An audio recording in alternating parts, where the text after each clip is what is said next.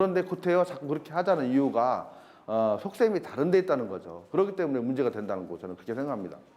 약사법에서 묶어놓으면은 일부 층만, 일부 계층만 취급할 수 있고 그렇다면은 인삼산업 발전이 저희들에게 생각이 되어집니다. 발전도 그렇고 또 생업에 종사하시는 인삼업에 관계되시는 분들의 일자리를 잃게 될 거고 의욕이 감소하게 될 겁니다. 그런 소수 집단을 위한 법률은 폐기되어져야 된다고 생각되어집니다. 실제로 작년 보건복지부 조사에 따르면 한약을 짓기 위해 한의원을 찾는 사람들은 14%도 못 미친다는 결과가 나왔습니다. 경기 침체와 더불어 수년 전 중국산 저가 한약재가 유통되면서 한약재 전반에 대한 불신이 생긴 것도 한몫했을 것이라는 지적입니다. 그 한약재를 이제 불량할 때 많이 유통을 시키고 또 이제 중국산은 이제 그 국내산 유전도 시키고 품을 쓰는 한약재를 또 의약품으로 쓰는 등 여러 가지 그런 문제 많이 발생을 했습니다. 그래서 이제 전체 국민들에 대해서 이제 그 한약에 대한 그 신뢰가 상당히 많이 좀 상실이 됐었거든요. 지금 한약을 국내에서 왜 한의사한테 안 가는 이유 중에 하나가 한약에 대해서 지금 못 믿겠다는 거예요. 우리가 설문조사해 보니까 그건 분명히 드러나요. 그리고 자기들은 그냥 중국서 써가지고 그거를 어디서 가져왔는지도 밝히지도 않으니까 소비자들은 못 믿는 거죠, 지금. 또 다른 원인으로는 홍삼 시장이 커지면서 한약에 대한 수요가 줄자 인삼과 같은 한약재를 한의학계에서 관리하려는 것 아니냐는 해석도 나오고 있습니다. 이 홍삼이 국민 보약으로 지금 자리가 잡았어요. 그래서 누구나 홍삼을 먹을 수가 있잖아요. 가격도 그렇고. 그런데 한의사 단체에서는 결국은 보약을 가지고 자기들의 주 수입원이 되고 있잖아요. 그런데 홍삼 시장이 확대되다 보니까 반대로 보약 시장이 축소가 되죠. 그러니까 그거를 만회하기 위한 한 방법으로 규제로 묶는다는 그런 저희는 생각을 하고 있어요. 그래서 결국은 뭐냐면 그 일부의 이익에 의해서 결국 대한민국 인삼 산업을 어떤 그 침체에 빠뜨리는 그런 엄청난 어떤 그런 결과를 초래하는 거 아니냐. 이에 대한 해명을 듣고자 한의학계와 수차례 접촉을 시도했지만 공식 성명서로 답을 대신하겠다는 의사를 밝혀왔습니다. 4개 단체에서 낸 성명서에서는 국민 건강을 위해 하루속히 고시 개정안을 철회하라는 입장만 고수하고 있었습니다. 전문가들은 인삼에 대해 이중 규제를 하는 것은 모두가 죽는 길이라고 지적합니다. 자꾸만 자기 바꾸는 그 일종의 규제를 지금 풀어야 되는 것도 규제를 갖다가 더 하겠다는 소리죠. 단지 하나, 보건이라는 건강하나 뭐 의약품 이런 식으로 해가지고 자기들 규제를 하려는데 그건 말이 안 되는 거죠. 그렇죠. 한약도 안 팔리고 나중에 자기들은 조금 어떻게 할지 모르지만은 소비자도 외면할 거고 다 그다음에 생산자는 다 죽어버리는 거죠. 이제 임산산업법이 그 보사부라든가 식약처에서 관리하는 법은 아니지만은 어쨌든 업무 부처가 다르지만 우리나라에서는 엄연듯이 인삼을 관리하는 법이 있는 거죠. 그리고 특별법으로 있었으면은 이 관리하는 게 법이라는 게 통합돼 갖고 하나가 주어져야지. 여기 가면 이 법, 저기 가면 이 법 이렇게 하라고 그러면은 그 법을 만들어 놓고 장난치는 내용이지. 우리가 거기에서 적용을 당해야 될 사람은 얼마나 불편합니까?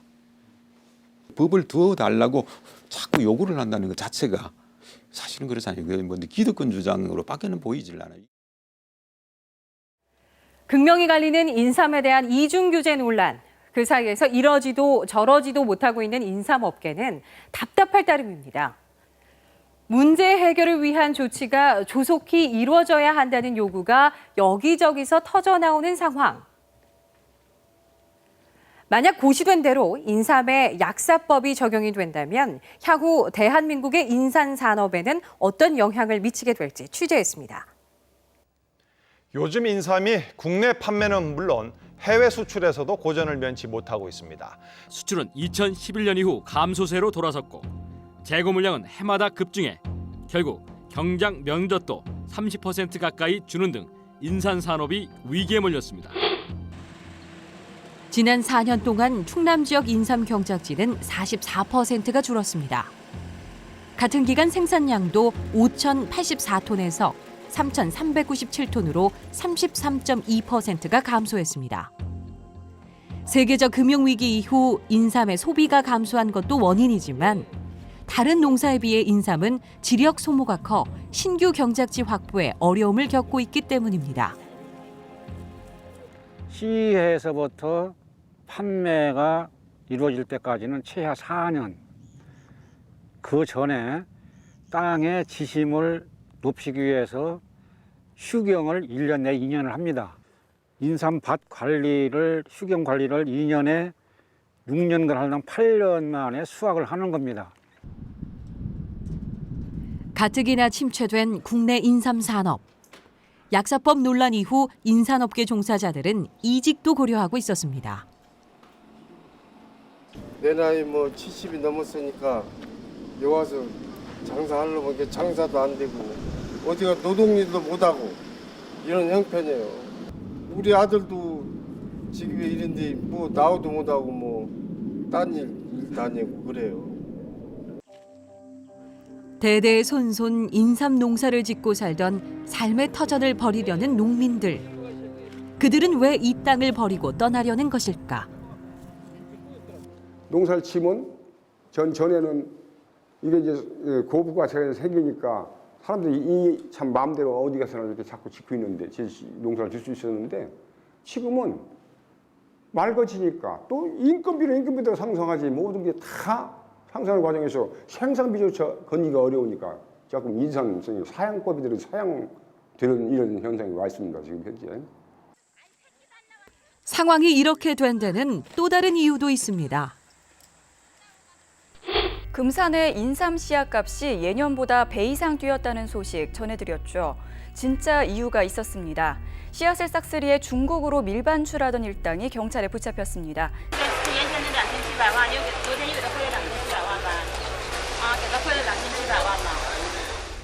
이렇게 모인 인삼 씨앗이 운반된 곳은 인천의 한 주차장.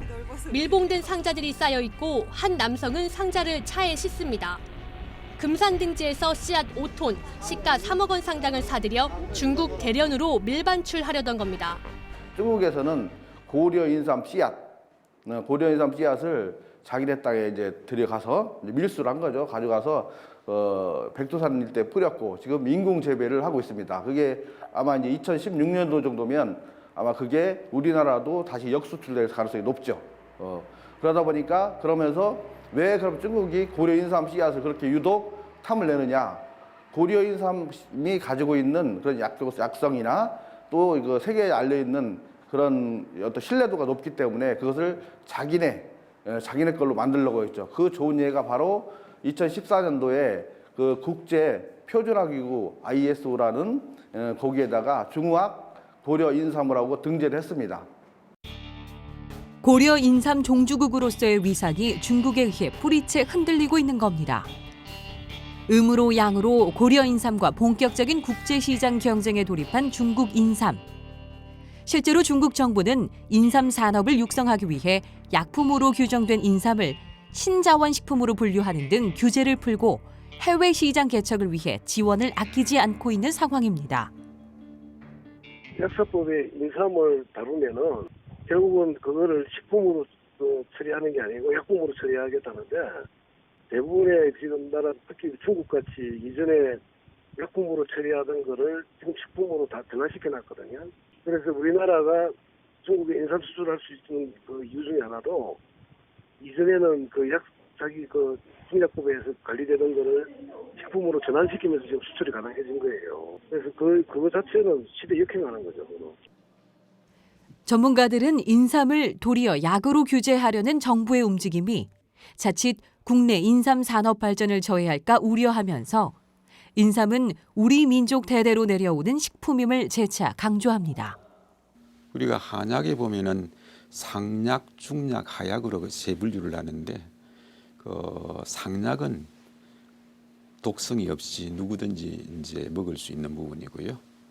중약은 약간 또 잘못 먹으면은 조금 부작용이 있을 수 있는 거. 하약은 독성이 아주 강한 것들입니다. 그래서 보통 중약이나 하약 정도는 한의사가 좀 이렇게 관여를 해야 될 부분이고, 상약은 뭐 누구든지 이제 먹어도 탈이었기 때문에 대부분 식품과 약품 공동 혼용해가 사용하는 것들이 대부분입니다.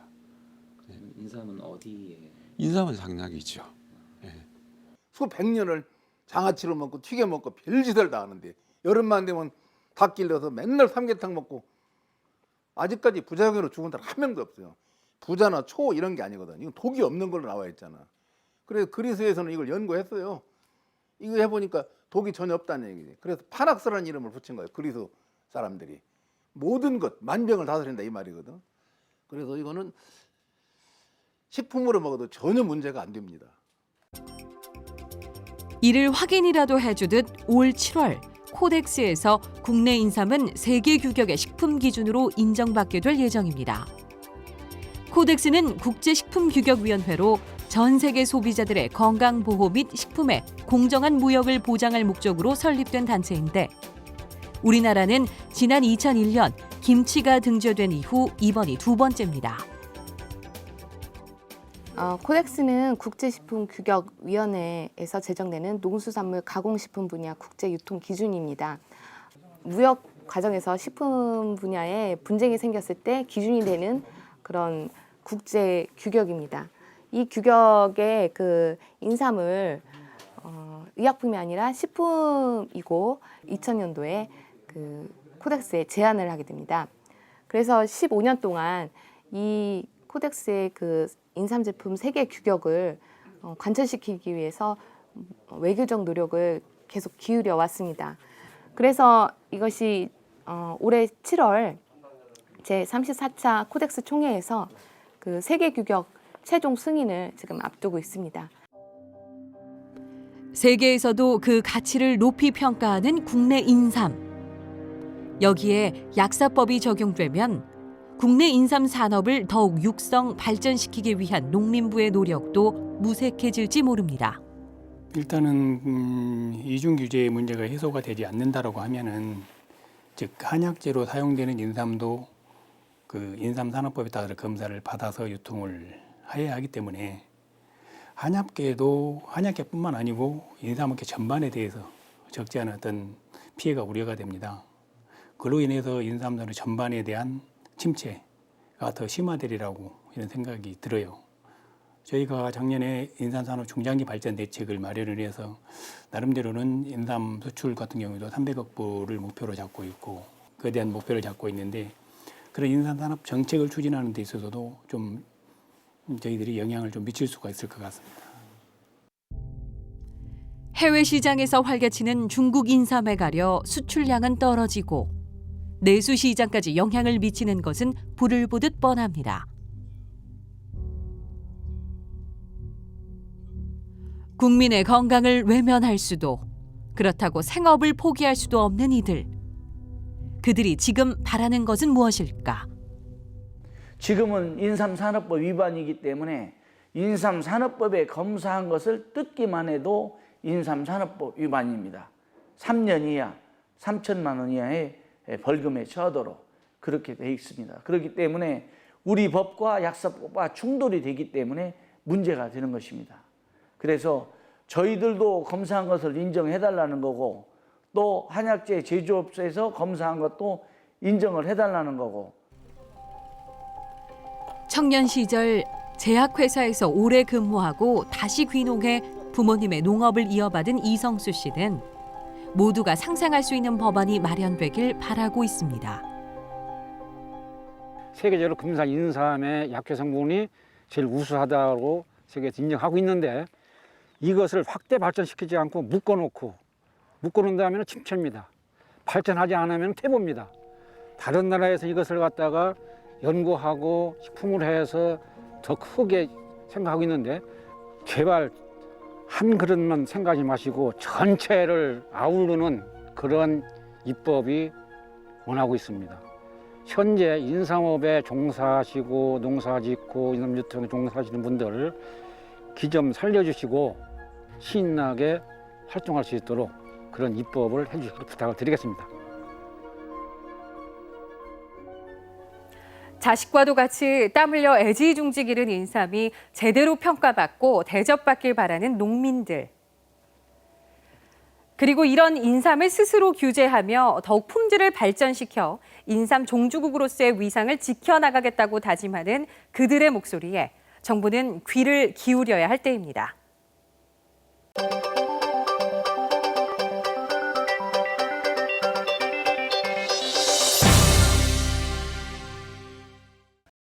이번 순서는 우리 지역에서 일어나는 다양한 이야기들을 까칠하게 풀어보는 까칠한 토크, 깍톡 시간입니다.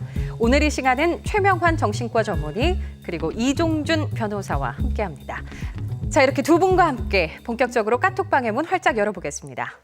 연구용 원자로 하나로의 건물벽 일부가 내진 기준에 미달한다는 결과가 나왔습니다. 미처 발견하지 못한 부분들이 지금 발견된 거죠. 그렇다고 해서 안전에 대해서 소홀하게 해서는 안 된다고 생각이 들고요. 그 정도로 영양이 부족하고 부실한 것인지.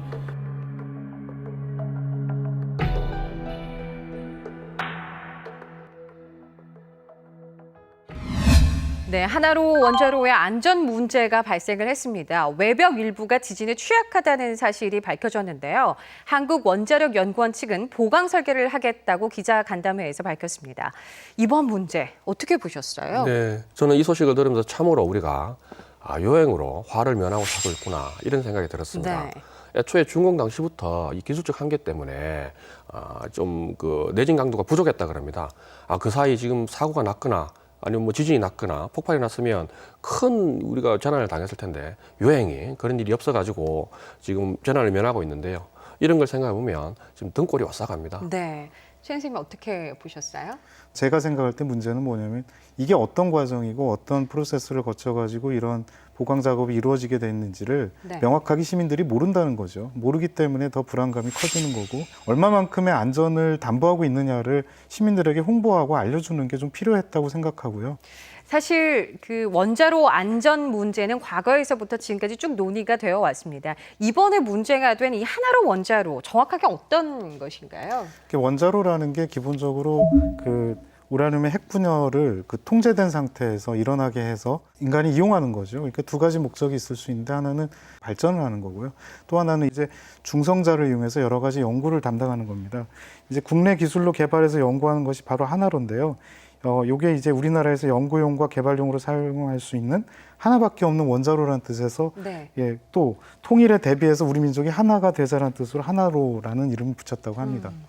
근데 이게 저희들이 원자로에 대해서 얘기를 하려면 먼저 우리 핵분열에 대해서 우리가 정확하게 좀 알아야 됩니다. 그러니까 사물의 최고 아래쪽에 들어가면 원자가라는 게 있는데요. 그 원자에는 원자핵하고 이렇게 전자로 그 주위를 도는 이 전자로 구성되어 있습니다. 근데 이 원자핵에다가 중성자를 열중성자를 이렇게 주입을 하면 이게 불안정하게 돼서 쪼개집니다. 쪼개지면서 이게 핵분열이 일어나는 것인데요. 이 핵분열을 급격하게 일으키도록 만드는 것이 핵폭탄이고 지금 우리가 원자로 요번에 지금 얘기하고 있는 원자로는 그 핵분열을 조금 천천히 그리고 연쇄적으로 일어나도록 이렇게 제어하는 장치입니다. 근데 지금 실제로 그 원자로 안에서 일어나는 진행되는 현상은 원자 폭탄이 터지는 현상하고 구조적으로 완전히 동일합니다. 피해 규모는 뭐 다를지 몰라도 구조적으로 완전히 동일합니다. 그래서 우리가 이 원자로를 잘 관리를 해야 되는데요. 이번에 굉장히 그 민감한 이유도 사실상 이 원자로를 제대로 관리하지 못하면 원자 폭탄이 터지는 거와 동일한 어떤 피해가 우리한테 일어날 수 있기 때문에 우리가 지금 이 그 내진 강도 부족한 부분에 대해서 이렇게 국민들 모두가 좀 민감한 것 같습니다. 네. 똑같은 칼이라도 외과의사가 쓰는 칼하고 범죄인들이 쓰는 칼하고는 다르지 않습니까? 그래서 마찬가지로